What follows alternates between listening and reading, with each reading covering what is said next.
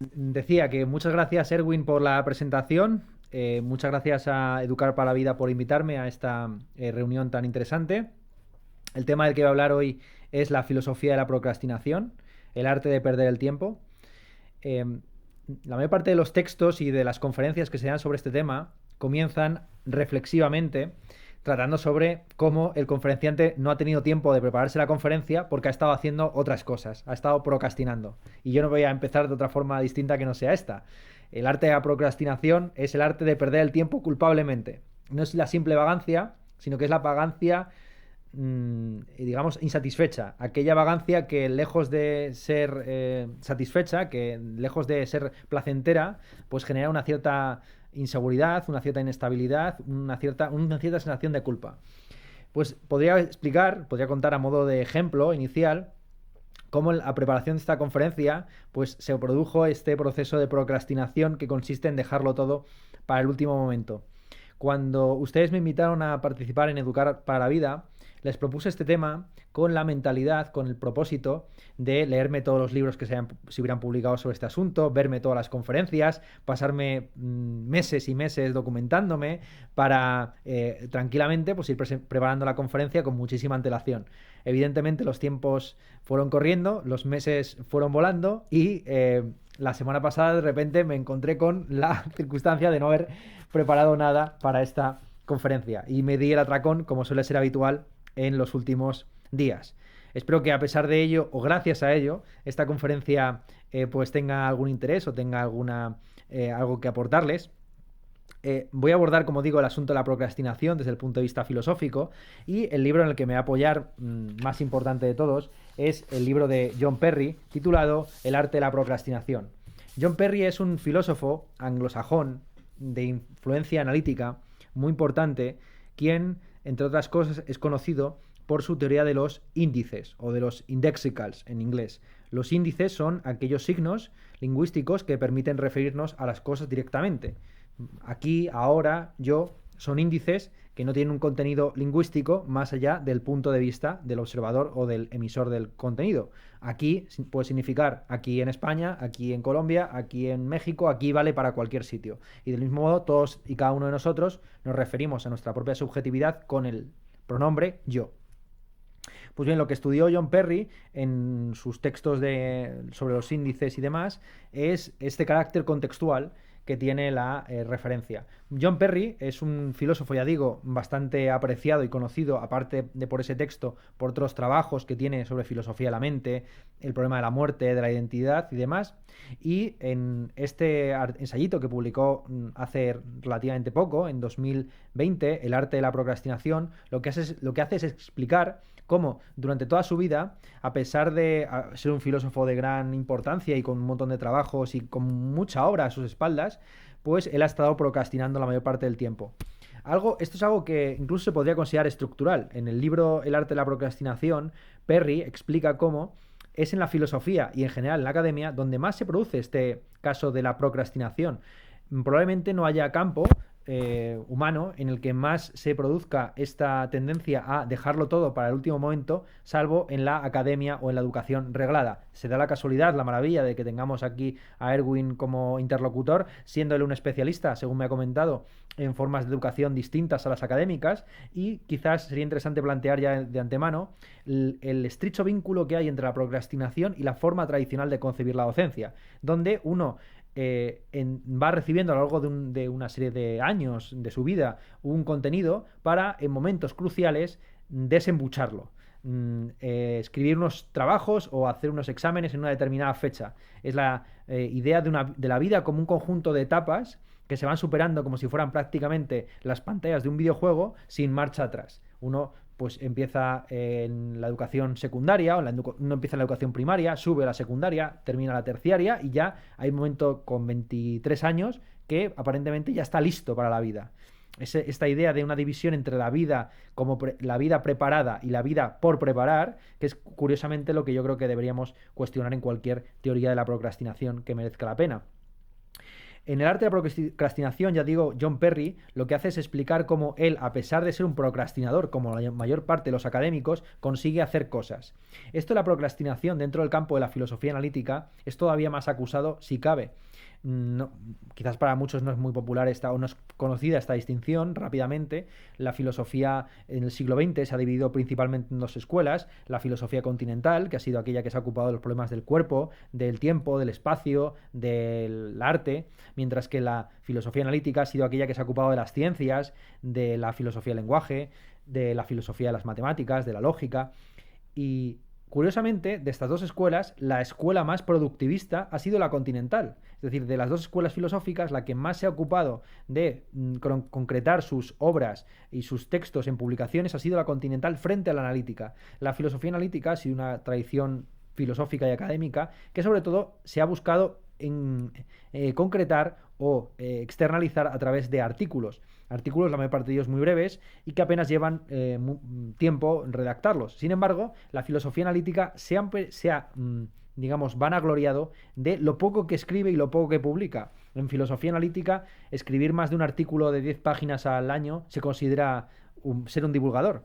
Y aquí empezamos a ver el vínculo tan estrecho que existe entre filosofía, en este caso analítica, y procrastinación. No solamente que la academia en general privilegie la idea del deadline y por lo tanto la idea del atracón final antes del desembuche, ya sea en el examen, ya sea en la entrega del trabajo, sino que en el caso de la filosofía analítica hay un refuerzo todavía mayor que viene dado por esta idea casi elitista del club de los filósofos en Oxbridge o en las grandes universidades anglosajonas que se reúnen cada poco para debatir sobre pequeños asuntitos en torno al té, frente a una concepción más tradicional del intelectual público que debe salir a torear, que debe comprometerse con determinados movimientos, que debe participar en la esfera pública, que debe opinar sobre lo divino y lo humano, que es la visión de la filosofía continental y que por lo tanto está vinculada a un cierto productivismo. Ya digo esta paradoja antemano, que es que los que más vinculados están a la ciencia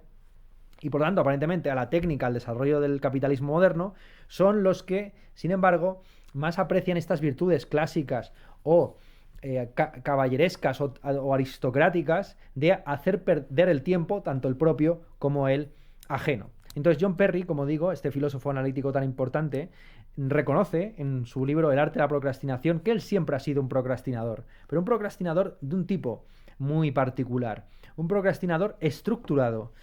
La procrastinación estructurada es una forma de perder el tiempo que, sin embargo, es productiva en la medida en que obliga al procrastinador a hacer siempre aquello que es subóptimo. A ver si me explico. La diferencia, ya digo, entre el vago y el procrastinador es que el vago no tiene por qué pasarlo mal en su vagancia, frente al procrastinador, que como ya hemos dicho, es insatisfecho, se siente culpable por su falta de actividad. Esto es compensado, en la mayor parte de los casos, por una hiperactividad de aquello que no se considera prioritario. El procrastinador hace un montón de cosas siempre y cuando no estén en lo más alto de sus prioridades. Esta es la particularidad inicial. Ser un procrastinador no es lo mismo que hacer pocas cosas. Al contrario, un procrastinador puede hacer muchas cosas siempre y cuando esas cosas no estén en lo más alto de su lista de prioridades. Hace esas cosas como una forma de evitar hacer las que él considera las más importantes. Este es el primer elemento que John Perry saca sobre la palestra, que pone de manifiesto, a saber, la procrastinación no tiene por qué estar reñida con la productividad. Al contrario, el capitalismo contemporáneo y el sistema de producción científico y el modelo de la academia es un modelo procrastinador que se basa en la idea de un deadline que uno debe cumplir y hacia el cual uno se aproxima asintóticamente hasta el momento en que ya no queda otra cosa que ponerse manos a la obra. Así hay un vínculo curioso entre la hiperactividad y la debilidad de la voluntad o la procrastinación estructurada.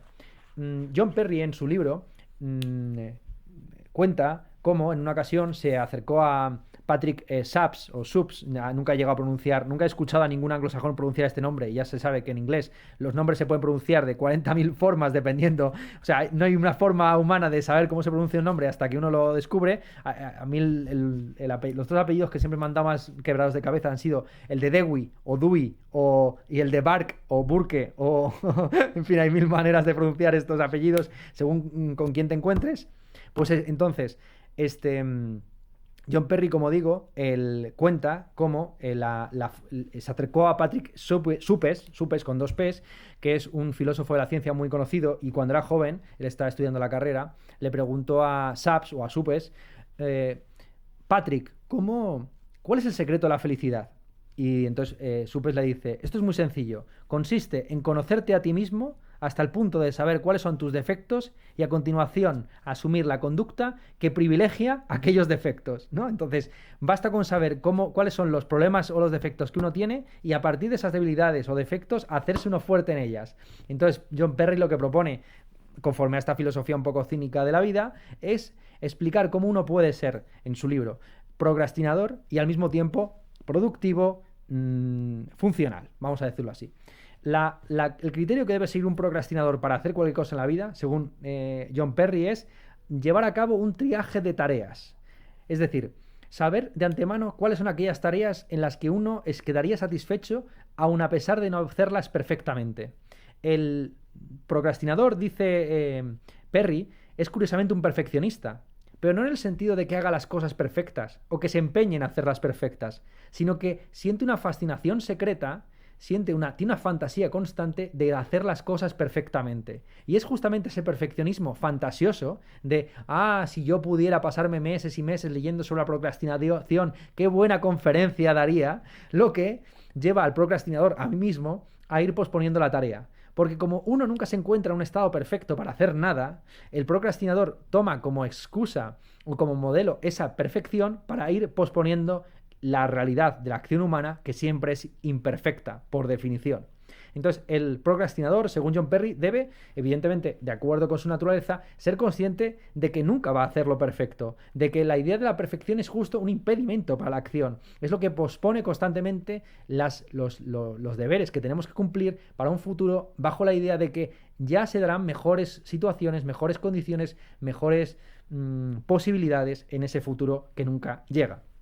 Entonces, justamente ese perfeccionismo, esa idea de ese sueño con la fantasía de hacerlo perfecto, lo que lleva al procrastinador a no hacer nada hasta que ya la alternativa no está entre hacerlo mal, bien o perfecto, sino la alternativa está entre no hacerlo o hacerlo muy mal y hacerlo como se pueda. ¿Bien? Es en ese momento en el que el mono de la gratificación instantánea se sustituye por el monstruo del miedo a la derrota, que el procrastinador se pone a hacer algo. Hacerlo perfecto resulta inalcanzable, pero oponerse o evitar caer en la más lamentable de las vergüenzas sí que es alcanzable.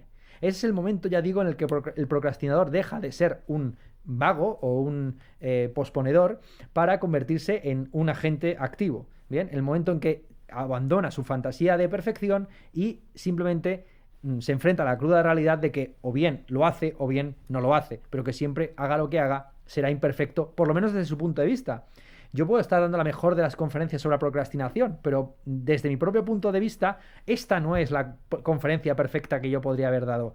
Y a lo mejor, si comparamos esta conferencia que yo les he dado con esta semana de preparación urgente frente a la conferencia ideal que a mí me hubiera gustado dar, con varios meses de preparación, lectura de textos profundísimos, etcétera, pues nunca esta conferencia probablemente para ustedes sería mejor que la otra. A lo mejor la otra era muy pesada, demasiado larga, demasiado pedante, demasiado incluso detallista, mientras que esta, que tiene que volar sobre los propios huecos que yo me he hecho en mi formación al dejarlo todo hasta el último momento, pues tiene estas características que ustedes pueden apreciar o no. No sé si la improvisación o una cierta ligereza o una extensión más limitada o acotada.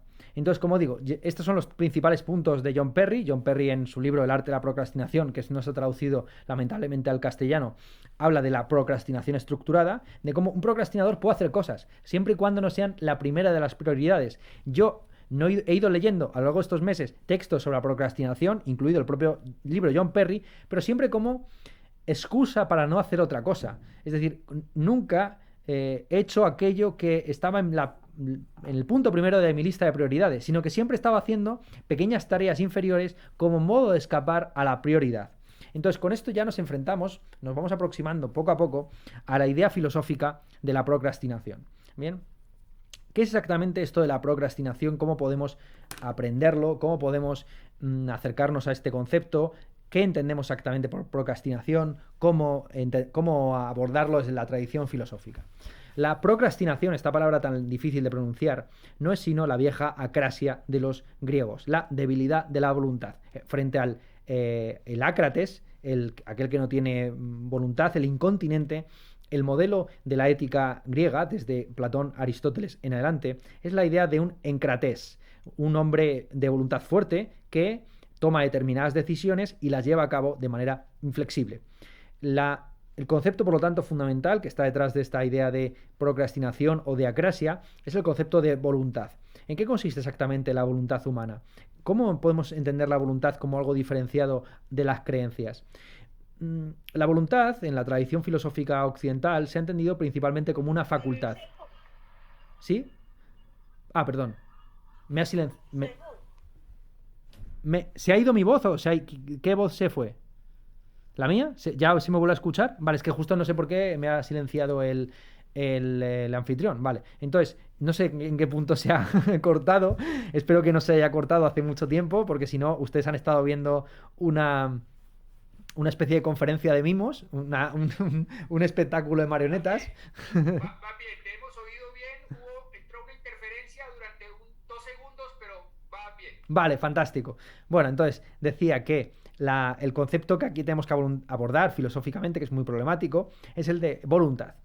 ¿Qué es exactamente la voluntad? La voluntad se ha entendido en la tradición filosófica occidental de varias maneras. Para empezar, se ha entendido como una facultad. Es decir, dentro de nuestra mente o de nuestro alma, pues habría varios mecanismos que nos permitirían conocer el mundo y también actuar sobre él.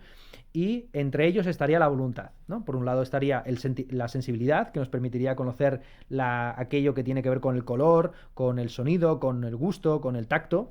Estaría, por otro lado, el entendimiento, que nos facultaría a comprender el mundo racionalmente o intelectualmente a través de las categorías, de los conceptos, de las ideas. Estaría la razón, que dominaría sobre la sensibilidad y el entendimiento. Estaría también la imaginación, que nos permitiría construir esquemas de imágenes para aprender el futuro, y también estaría la memoria como recuerdo o pozo del pasado. Y en mitad de todas esas facultades que, como ven, tienen una función principalmente cognoscitiva o teorética, de repente estaría esta oveja negra, este cisne negro, que es la voluntad. La voluntad es, curiosamente, la única de las facultades humanas que no sirve para conocer el mundo, sino para transformarlo. Y es una facultad, es como, ya digo que la enumeración, en una lista que dijéramos, descubre al impostor o descubre al personaje o a la figura que no debería pertenecer a este grupo, pues en el grupo de imaginación, entendimiento, sensibilidad, memoria, voluntad, la voluntad aparentemente es un fenómeno anómalo, extraño, ¿no? Que no termina de encajar en el modelo teorético de la filosofía tradicional. Y esto se debe, básicamente, a que la filosofía tradicional, desde por lo menos la que nos queda constancia, siempre privilegió las formas cognoscitivas o teoréticas acerca del mundo frente a las voluntarias, a las activas, a las prácticas. Por ese motivo, la voluntad, lejos de ser la reina o madre de las facultades, e incluso aquello que va más allá de toda facultad, durante buena parte de la tradición filosófica occidental, la voluntad era simplemente una más entre las facultades. Esto empieza a cambiar un poco a lo largo de la época moderna, sobre todo con la importancia que cobra la voluntad en la filosofía empirista con la obra de David Hume. David Hume expresará de una manera muy tajante cómo la oposición entre voluntad y entendimiento no es una oposición justa, no es un combate en buena lid, no son contendientes que estén en el mismo peso o en el mismo rango, porque la razón, si no está acompañada de pasiones, si no está acompañada de emociones, nunca le podrá plantar cara a la voluntad emotiva o volitiva o vocacional. La razón, como puro mecanismo de comparación de bienes o como consideración abstracta de ideas y de conceptos, es una fuerza nula, es una es un cero a la izquierda, que decimos en España y creo que también se dirá en Colombia, ¿no? No contribuye en nada. Si no está acompañada de una serie de emociones, incluidas, por ejemplo, las emociones de la contención, de la precaución, en fin, de la neutralidad, de la frialdad, nunca podrá atacar o combatir a la parcialidad, a la calentura, a el resto de pasiones. Las pasiones no solamente son calientes, sino que también hay pasiones frías, y la razón, que siempre se entendió como algo apasionado, o mejor dicho, apasional, no apasionado, debe estar, vuelvo a la misma raíz etimológica, debe estar pacientemente apasionado por este tipo de elementos volitivos. Es a partir de la consideración de David Hume en adelante que se empieza a ver la voluntad como algo, ya digo, totalmente distinto de las facultades cognoscitivas. No es simplemente una facultad más, metida ahí en el catálogo junto con la imaginación, la memoria, etcétera, sino que pertenece a un orden completamente distinto. Y esto ya se ve totalmente claro en Kant. En Immanuel Kant, ustedes tienen tres críticas: la crítica de la razón pura, la crítica de la razón práctica y la crítica del juicio. Dejando de lado la crítica del juicio, que es un intento de combinar las otras dos, ahí se ve claramente la demarcación, que para nosotros es obvia, entre la filosofía práctica y la filosofía teórica, distinción que no estaba, por supuesto, en los clásicos. Para Platón no hay ninguna diferencia al final entre la filosofía y la política. La filosofía es una forma de intervenir en la polis. Para Aristóteles, la ética nos interesa no porque queramos conocer el bien en abstracto, sino porque queremos ser buenos, y queremos ser buenos porque queremos ser felices. Es decir, que el conocimiento tiene una función práctica inmediata. Sin embargo, ya digo que, en primer lugar, la vocación teórica de toda la tradición filosófica, y luego más adelante el descubrimiento del carácter distinto de la voluntad, lleva a esta separación o escisión entre filosofía teórica, ontología y epistemología, y por otro lado, la filosofía práctica. En Immanuel Kant está clarísimo que por un lado está el conocimiento teórico del mundo, que es un conocimiento científico, la metafísica como tentación constante en la que incurrimos de querer construir un conocimiento total de la realidad a través de las ideas de yo, mundo y Dios, y por otro lado estaría la voluntad regida ya no por constataciones empíricas o factuales o enunciados en indirecto, en indicativo, sino en imperativo. Lo característico de la voluntad es que no atiende a enunciados en indicativo, sino en imperativo. Es decir, funciona por medio de órdenes, de normas, de construcciones que tienen un carácter normativo y axiológico. Es decir, por un lado tendríamos una filosofía teórica ocupada de hechos, y por otro lado tendríamos una filosofía práctica ocupada de valores, de aquellos elementos que movilizan la voluntad. Esto cambia un poco más todavía en el siglo XIX y se vuelve más acusado el libro más importante a este respecto, donde se ve claramente esa falla entre lo práctico evolutivo y por otro lado lo teórico o representativo. Es el título del libro más importante de Arthur Schopenhauer: El mundo como voluntad y representación. Ahí lo tienen perfectamente contrapuesto. Por un lado estaría la representación del mundo como articulada según el principio de la cuádruple raíz del principio de razón suficiente, y por otro lado tendríamos la voluntad como algo incontrolable que está por debajo de toda representación, que se va encarnando en el conatus o en la vocación de existencia de todos los entes, pero que lo trasciende y que tiene que ser dominado por cualquier propuesta ética o estética que uno quiera avanzar. Bien, en Schopenhauer y posteriormente en Nietzsche, y por no hablar también de Schelling, que es un poco más complicado, lo que hay a lo largo de todo el siglo XIX es una filosofía de la voluntad que entiende la voluntad como algo incontrolable, oscuro, que no depende de nosotros, que no está ni siquiera alojado en nuestra mente, sino que es la esencia del mundo. El mundo se caracteriza no por tener por estar compuesto por un conjunto de ideas o de conceptos posteriormente materializados en cosas, sino que el mundo es principalmente un conjunto de fuerzas opuestas entre sí.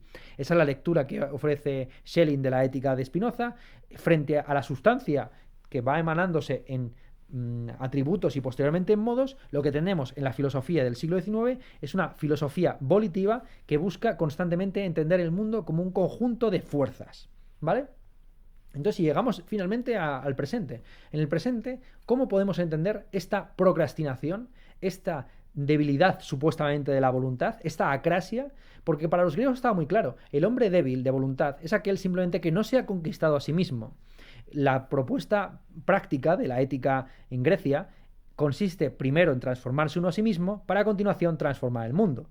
Es imposible empezar a transformar el mundo si uno no transforma aquella parcela del mundo que mejor conoce, que más a la mano tiene, que es sí mismo. Si uno fracasa transformándose a sí mismo, que es lo que tiene que es la parte del mundo que mejor conoce, sobre la cual tiene más control, ¿cómo pretende cambiar el sistema financiero o la liga de Delos en el caso de la época de la Grecia clásica? ¿Me explico?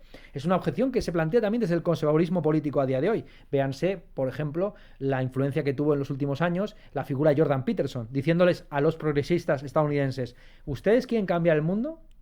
Primero hagan la cama, primero arreglen su cuarto, primero limpien su domicilio. A ver si una vez han cambiado ese micromundo, que es su vida, son capaces de transformar el macromundo de las finanzas, de la política, de la academia, etc. Entonces, ¿cómo entender la debilidad de la voluntad hoy, sin caer en estos viejos esquemas tan absurdos de la conquista a uno mismo, el dominio sobre uno mismo? Para Platón está clarísimo. ¿Por qué hablamos siempre de que uno es dueño de sí mismo o esclavo de sí mismo cuando ahí el sujeto y el objeto son el mismo? La respuesta de Platón es muy sencilla. Uno es esclavo de sí mismo cuando la parte inferior domina sobre la superior, y uno es dueño de sí mismo cuando lo superior domina sobre lo inferior. Para Platón está clarísimo que las pasiones o las emociones son lo inferior, que se debe supeditar a la razón. Pero una vez desmantelada esta concepción jerárquica de nuestro propio alma o de nuestro propio psique como algo compuesto por etapas o por planos o por pisos, lo que hay que ver es cómo entendemos esta acrasia, cómo entendemos esta debilidad de la voluntad. ¿Es acaso una falta de información? Es decir, la gente es débil de la voluntad porque no está correctamente informada. Este es un sueño ilustrado, ¿no? Basta con informar a la gente, basta con que la gente sea sabia y esté completamente al tanto de cómo funciona el mundo para que sean buenos.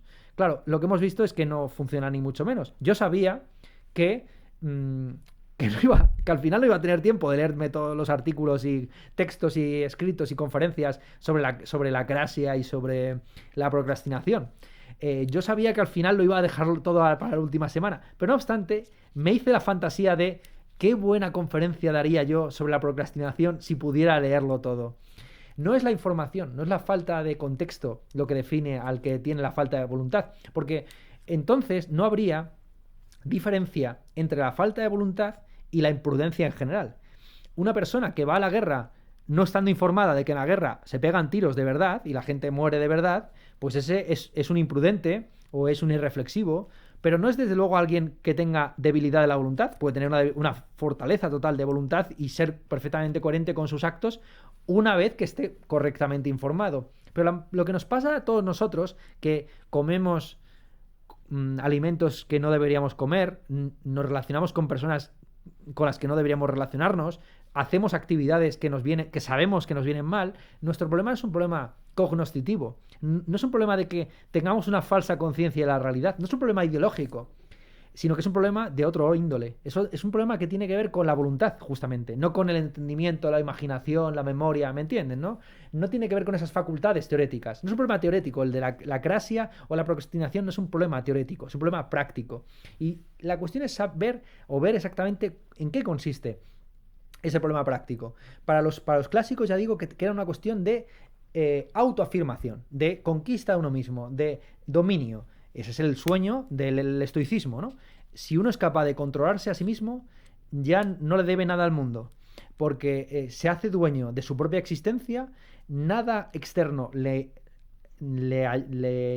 inflige daño y por lo tanto queda emancipado de las obligaciones, de los ires y venires del resto de los mortales. Para los estoicos hay una diferencia crucial, casi de especie, natural, entre el sabio y el ignorante. Pero de nuevo lo veían desde el punto de vista, véase, teorético.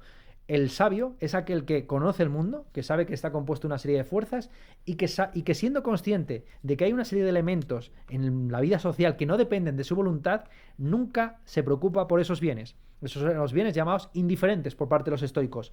La riqueza, la fama, la apreciación social, todo esto son elementos que uno no es dueño de ellos. Yo no puedo, por mucho que yo quiera, yo no puedo imponerles a ustedes que me aprecien, que me quieran, que me respeten, nada de eso depende de mi voluntad. Pues bien, para los estoicos, todas esas cosas que la mayor parte de la gente considera bienes, pero que en realidad no dependen de la voluntad, deberían entenderse como indiferentes. Indiferentes en el sentido de que cuando uno los tiene, los puede apreciar, pero cuando uno los echa en falta, no debería tener una cierta nostalgia hacia ellos. ¿Bien? Entonces, la idea básica es esa. Todo lo que no depende de la propia voluntad no es un bien, sino que es una entidad indiferente, respecto de lo cual no cabe tener ni una pasión fuerte, ni tampoco una pasión débil, simplemente volverse apático, poner entre paréntesis dichos deseos. Entonces, ya hemos visto que la acrasia o la debilidad de voluntad no es una cuestión de información, será una debilidad de la voluntad. Y yo la respuesta es, digo no. La acrasia, la procrastinación, no se debe a que uno sea débil, sino que dentro de sí mismo tiene fuerzas demasiado fuertes, tiene voluntades opuestas demasiado fuertes. Vuelvo a Nietzsche. El asunto es entender la voluntad como un elemento ontológico del mundo, que nos constituye y nos atraviesa.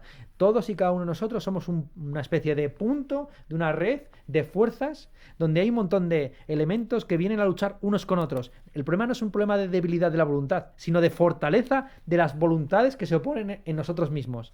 Porque a cada momento todos y cada uno de nosotros queremos ser muchas cosas. Mientras yo quiero dar esta conferencia, quiero ser entretenido, pero también quiero ser profundo, quiero ser cercano, pero también quiero ser académico, quiero ser un montón de cosas que se oponen entre sí. Y hay un montón de fuerzas orales, teoréticas, de mi propia personalidad, del tema, de quiénes son ustedes, de todo, que se pelean constantemente a cada frase que digo, a cada palabra que digo. Puedo utilizar un término más académico o más popular, puedo hablar más rápido o más lento, puedo poner más ejemplos o menos, puedo alargarme más o menos, y todas esas tentaciones, la de ser riguroso pero al mismo tiempo pedagógico, están peleando en mí. Y la acrasia, la debilidad de la voluntad, la incontinencia, no es que uno sea débil y que la voluntad en él no esté avivada. Al contrario, es que tiene tales fuerzas contrapuestas que no se sabe decidir por ninguna de ellas. El paradigma del hombre, de la persona o del sujeto débil de voluntad durante el medievo era el famoso asno de Buridán. El asno de Buridán es un asno situado. Buridán es un señor medieval que le puso este ejemplo, no era un particular, no era un dueño de burros. Buridán puso un ejemplo que consistía en lo siguiente. Imagínense un burro situado a la misma distancia de dos montones de heno con la misma cantidad de alimento en ambos extremos, ¿no? Pues bien, si el asno de Buridán fuese un sujeto perfectamente racional, que tan solo elige un bien cuando es mejor que otro, ese asno se pasaría toda su existencia comparando los dos montones de heno y viendo que son iguales, se quedaría en el centro y moriría de inanición. Pues bien, ahí en el ejemplo, evidentemente, un asno le pones dos montones de heno y no se muere de hambre en el centro, sino que va por uno primero y luego va por otro, ¿no? Pero, vale. El asno de Buridán sería el ejemplo de cómo la racionalidad perfecta, entendida siempre como la optimización, la búsqueda de lo óptimo, de la vida óptima, de la pareja perfecta, de la familia idílica, de la trayectoria académica siempre exitosa, de la profesión totalmente vocacional, conduce en muchas ocasiones a decisiones subóptimas, a la impotencia, a la inactividad, a la muerte. Pues bien, en el asno de Buridán, su problema no es la debilidad de la voluntad. Su problema es el equilibrio entre dos fuerzas opuestas, que son las fuerzas de atracción que le llevan alternativamente a un montón o a otro de heno. Y en esas circunstancias justamente en la que nos encontramos nosotros a día de hoy, cuando incurrimos en la procrastinación no se hace en el vacío, sino que es constantemente una revuelta interior de las preferencias inferiores contra las superiores. Todos y cada uno de nosotros, ya digo, que quiere ser muchas cosas al mismo tiempo. Quiere ser buen esposo, buen profesional, quiere ser buena madre, pero también quiere ser, la persona que baila mejor de tu barrio, quiere ser sexy, pero también quiere ser elegante o distante. En fin, hay muchas vocaciones en uno mismo, y eso es justamente lo que se manifiesta en el conflicto del acratés, aquel que presuntamente tiene debilidad de la voluntad. Y a esto, ya puestos, para darle también la palabra, devolverle la palabra a Erwin, quisiera introducir el tema de la academia, porque no era un tema del que yo fuera a hablar inicialmente, salvo tangencialmente a la hora de mencionar a este hombre, a al John Perry, una cosa que sería interesante mencionar, ya digo, es como la mayor parte de la procrastinación viene dada siempre que hay un deadline. Es decir, que la vida se entiende como una vida hacia objetivos, hacia proyectos, hacia fechas cruciales en las que tu vida va a transformarse. Es la idea de que uno debe sacrificar el presente en nombre de un futuro, pero no un futuro indiferente o totalmente alejado, el futuro de las siguientes generaciones o del más allá, no, no, el futuro de la semana que viene, que vas a tener que hacer este examen. Siempre que empieza esa idea de proyectar hacia el futuro cosas que deberíamos estar haciendo hoy, es cuando empieza a generarse todo este esquema de la procrastinación. Porque si lo único que importa es llegar al deadline, a la línea de la muerte, entonces siempre se puede ir dejando las cosas una detrás de otra. Esto se ve muy bien, muy claramente en el mundo académico, en los propios estudiantes, ¿no? El buen estudiante no es necesariamente el que hace el mejor trabajo, ni el que escribe el mejor examen, sino que el mejor alumno es el que convierte el estudio en su forma de vida. Aquel que entiende que el estudio es algo que forma parte de su día a día, igual que lo es comer y dormir. A nadie le tienen que recordar, como si fuera un deadline, que a las 12 de la noche tiene que quedarse dormido, vete tú a saber por qué. Sino que, naturalmente, su cuerpo, afortunadamente, le genera una serie de estímulos y de inclinaciones a echarse a dormir o a comer a determinadas horas.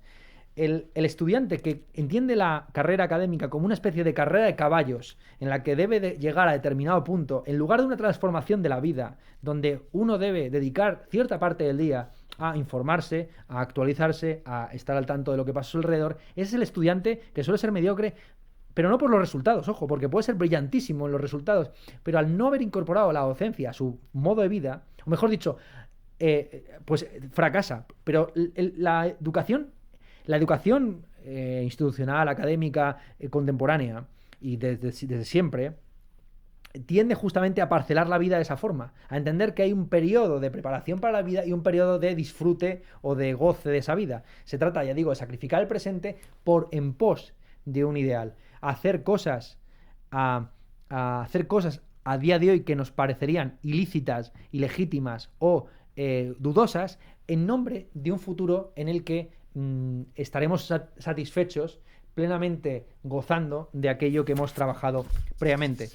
Y poco más que comentar. Ya digo que para mí, al final, la debilidad de la voluntad, la llamada acrasia, más que ser un fenómeno o un producto de la falta de voluntad, es un problema más bien de conflicto constante de facultades, un conflicto entre diversas concepciones de bien, lo que llamaba Max Weber una lucha entre dioses. Dentro de cada uno de nosotros hay constantemente una pugna entre diversas prioridades que se van unas ajustando con las otras. Lo que no quita, ya digo, que en el modelo productivista contemporáneo, tanto académico como industrial, como científico, lo que importa en última instancia no es transformar la vida y volverse uno dueño de su día y poderlo gestionar de la manera óptima, sino llegar como sea a la línea de la muerte. Y con eso yo creo que también he alcanzado mi propio deadline y les cedo de nuevo la palabra. Muchas gracias. Ernesto, muchas gracias. Muy interesante este abordaje que haces al aplazamiento, a la procrastinación. Y esa práctica tuya de localizarlo, de bajarlo, de aterrizarlo. Un porcentaje muy alto de los estudiantes que llegan al curso que hago en la Universidad Nacional de Colombia sobre modelos alternativos de aprendizaje manifiestan altísimo malestar por esas situaciones de aplazamiento. Y eso nos ha motivado desde hace ya una buena cantidad de años a estar estudiando también sobre el aplazamiento, sobre la procrastinación. Qué interesante contribuciones las recibo de esa manera, estos elementos que has planteado. En esta línea de trabajo que hemos hecho y en diálogo con lo que acabas de plantear, hay unos elementos que han estado estableciendo los estudios más avanzados sobre aplazamiento y procrastinación y lo relacionan con el juego libre. Cómo jugaban los niños y niñas en estos momentos de sus vidas, si se les permitió realmente jugar de manera libre. Y no hay tiempo para hacer una descripción muy alargada, pero para proponerte, digamos, diálogo en este sentido y esperando que las personas coordinadoras del evento me transmitan otras preguntas. Y aquí hay un par de comentarios y vamos a trasladárselos a Ernesto. Pero en el sentido de lo que planteaba ahora, estos estudios, estas investigaciones establecen que los niños, niñas que se les permitió ampliamente jugar de forma libre y que se les ha permitido también ser más activos constructores de su proceso de aprendizaje y educación, no manifiestan sensaciones de malestar, de aplazamiento y procrastinación. Por el contrario, los niños, niñas, adolescentes y jóvenes que han sido más sometidos a prácticas adultocéntricas de dirección por parte de los adultos en su juventud o en su adultez joven, manifiestan esa sensación de malestar por el aplazamiento y la procrastinación. Y muy interesante, de gran contribución para las personas que están muy interesados en estos temas, esto que planteas del conflicto de las fuerzas de voluntades, Sabrás tú y sabrán las personas de la audiencia que el mundo empresarial grande, el gran mundo corporativo, está dedicando muchos recursos a estudiar la procrastinación, el aplazamiento. El viejo mundo organizacional, empresarial, que creía que a través de los mecanismos de control físicos o hoy en día control informáticos podrían elevar los niveles de productividad, se dieron cuenta que no es posible. Y están investigando cómo hacer para lograr estimular más lo que llaman la pasión o la motivación por los procesos productivos en el mundo organizacional. Y lo que se han encontrado cada vez más es ese elemento de la procrastinación y el aplazamiento. Y ahí termino este planteamiento, este comentario en torno a lo que has dicho, con una frase que se ha hecho muy popular de empresarios del tipo de Bill Gates, cuando dice que él prefiere contratar personas perezosas. Las personas han generado burlas o diversas interpretaciones por esto que ha hecho este empresario y otros similares, pero esto está directamente relacionado con proyectos de investigación sobre aprendizaje. Lo que han establecido esos proyectos de investigación de aprendizaje establecen que las personas que logran que esas, en palabras tuyas, esas tensiones, esos conflictos de las voluntades están más cerca a proteger los tiempos de ocio, pueden ser mucho más creativas, o sea, las que se han dejado menos someter. Entonces, muy interesante esto que planteabas. Por aquí hay un par de comentarios también, Ernesto. Sí, antes de que me los leas, un pequeño comentario sobre este asunto, efectivamente, y tiene bastante que ver con, es una buena contribución la que has hecho, y enlaza con una cosa que está muy bien estudiada, que es cómo el modelo de Silicon Valley va muy de la mano de fomentar que uno tenga su propio tiempo para hacer sus proyectos. Y esto yo lo leería justamente en esto que he dicho, de que al final la educación, si penetra en el día a día, será por la forma en la que crea una cierta estructura de la jornada, ¿no? Es decir, costó mucho al capitalismo moderno obligar a la gente a levantarse todos a la misma hora e irse a acostar todos a la misma hora, viendo y digamos que toda la industria del entretenimiento está construida para que ese día a día sea lo más pautado posible. Entonces te levantas por la mañana y hay unos productos cafeínicos que te despiertan. Sigues a lo largo del día manteniéndote con esos productos cafeínicos y de otro tipo hasta que llega la noche y empiezan los programas de entretenimiento que consisten principalmente en volverte la mente en blanco, y el otro producto para dormirte, que ya sean pastillas para dormir o el alcohol o lo que sea, ¿no? Entonces, y se considera que el que está desajustado es el que, por ejemplo, bebe por la mañana y toma café por la noche. El bohemio, ¿no? El bohemio que se levanta, se toma un chupito de absenta y a las 12 de la noche se pone a escribir poemas con café o con cocaína o con lo que sea. ¿De acuerdo? Entonces, está muy bien visto, al final, en el mundo empresarial actual. Yo entiendo que, no sé si en Google o en Facebook o en alguno de estos, obligaban a, no sé, cierto tramo de los empleados a invertir al menos, no sé si una hora o media hora al día en un proyecto personal. ¿Eso qué hacía? Eso creaba una costumbre, un hábito de pensar fuera de la caja, de innovar, en fin, crear un vínculo cotidiano con cierto, con el trabajo. Con el trabajo, que no simplemente debes cumplir tal proyecto para tal día, sino, no, te vamos a obligar a que una vez una hora al día estés haciendo lo que tú quieras, pero tienes que rellenar eso de tu contenido. Lo que tú dices, el juego libre. No vamos a pautarte qué es lo que hagas aquí. Pero esto sí que lo que sí que te vamos a obligar es que juegues libremente. O sea, la aplicación es de segundo orden, fíjate, ¿no? Eres libre de ser. O sea, puedes ser libre dentro de esta estructura obligatoria, que es, te vamos a forzar a ser libre. Tú, durante toda la semana, estás llegando tarde o temprano a proyectos completamente pautados, fechas de entrega, etcétera, pero aquí en esta hora tú obligatoriamente vas a ser libre. Y efectivamente la productividad o la contribución creativa de las personas crece, sobre todo en el contexto actual donde, insisto, el pensar fuera de la caja es más beneficioso para muchas empresas que el robots automatizados, que ya existen los algoritmos y los productos cibernéticos para suplir a las personas en esos aspectos más mecánicos del razonamiento no creativo. Gracias, Ernesto. Pregunta Marta Loaiza, que si encuentra relaciones entre lo que se denomina como el trastorno por déficit de atención e hiperactividad de los adultos con la procrastinación, el aplazamiento. Supongo que alguien que tenga mayor formación que yo en psicología sí que vería claramente esta conexión. Y evidentemente el trastorno por déficit de atención ha sido medicalizado recientemente de una manera muy polémica para incrementar la productividad y la concentración en una sola actividad. El procrastinador también es aquel que tiene quizás defectos para no solamente para concentrarse en una tarea, porque el procrastinador sí que se concentra en una tarea, siempre y cuando no sea la tarea que le toca hacer. Esa es la característica esencial. Privilegiar lo subóptimo sobre lo que para él mismo, según su propio esquema de preferencias, debería estar en lo alto de la lista de las cosas a hacer. Entonces, sí, ya digo que no tengo los conocimientos psicológicos como para responder a esa pregunta, pero entiendo que sí, evidentemente, este tipo de trastornos.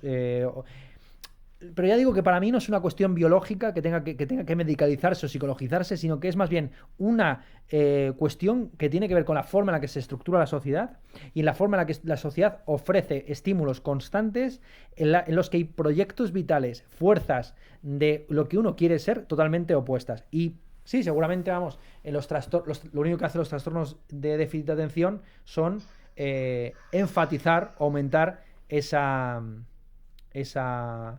falta de concentración, ese aplazamiento de las tareas. Hola. ¿Qué tal, Guillermo? Hola, Edwin. Hola, Ernesto. ¿Cómo le va? Muy bien. Mira, yo he estado como en la organización de este evento durante 10 meses, 11. Al final no sabía qué era realmente lo que quería.